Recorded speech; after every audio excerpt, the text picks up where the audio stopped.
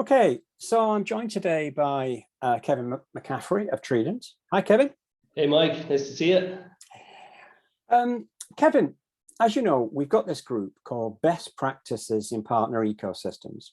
And I've been talking to a lot of the members, and I've been talking to them about the useful tools on your platform and the fact that they can use these useful tools. And one of the tools that's beginning to, I think, generate some real interest is this concept of ecosystem value maps. I think there's confusion about what they are. More importantly, there's confusion about what's the value of creating them. Now, I know from what you said earlier that with your tool, with your platform, you can create these value maps very, very quickly. I think you said probably less than an hour for even the most complex, certainly at the top level view. Is that right? Absolutely. One of the important things is getting either having that knowledge yourself to create it and understanding the the interactions, but probably even more productive will be if you can bring in some of the key stakeholders that are also working with you in the ecosystem. So the sense I'm getting is that whilst it's valuable in and of itself, actually the process of putting it together is where you're seeing a lot of the value, because you're validating some of the dynamic links that you're creating within the model of where the value flows, what the nature of that relationship is, what each side gets out of it. Is that fair comment? Yeah, in many ways, the process and the act of creating the ecosystem value map with your key partners or stakeholders is almost as important, if not more important, than the final product. Yeah. Now, granted, the final product then becomes a really useful way of being able to communicate something that can be quite complex in a visual way that people can consume and understand very quickly. Yeah. Well, we've talked about it long enough, I think. Why don't we show some examples? Have you got some examples you could share with us? Yes.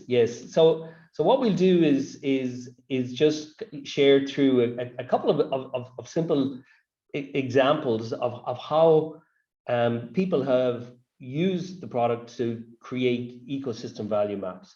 In the example we're looking at here, this is an accretive ecosystem business model where this phrase accretive ecosystem business model, where does that come from, Kenny?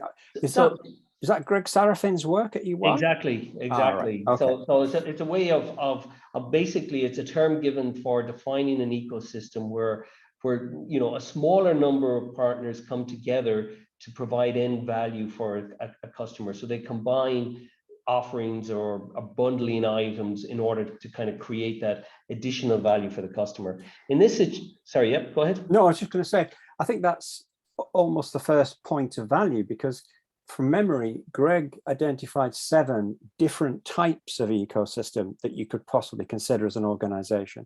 And I think what you're saying is the tool is useful in all those cases. It's useful for you to be able to clarify and codify your thinking around which particular model, which particular ecosystem model are we looking to develop. Absolutely, and also you can do this iteratively, because what becomes important is you may want to start, like the example here, where you're talking about the products and services that will be provided to generate that value to the end customer by having 3 or 4 partners working together. Okay. Well, that's kind of as a starting point. You're saying, okay, who's going to deliver what to whom? Yeah. And then you say, well, okay, then you start asking questions. Okay, how does that happen, or how are they going to get paid? So you then may want to start saying, well, we need to also now look at the financial interactions that will exist between. You think, oh, okay, hadn't thought of that. Yeah, we need to do some, and we need to put in some revenue share model in place. And now the next stage is, well, in order for them to do that, they may need data. Where does the data come from? So you're as part of the value ecosystem map that you're generating, you're looking at it across different categories or types of interactions, so that when you complete it, you've got a holistic picture of, at a high level, what are the various interactions between the stakeholders. And this is a very high level view, but what's really important is people can view this and understand it by just looking at it because it's a picture. Mm. Now, you can get down to another level of detail where you may want to put in, detailed processes and procedures for each of these particular items. But as a starting point, you need to get that high level view in place first. Yeah. It's amazing how with only, in inverted commas, 4 key stakeholders, just thinking about the reality of putting this ecosystem together gets relatively complex very quickly. There's a lot going on with these, and sometimes you really do need to see the wood for the trees. You need to be able to isolate a particular key stakeholder, and I think your system allows you to do that, doesn't it? You can look at just one particular key stakeholder and make sure that they're happy.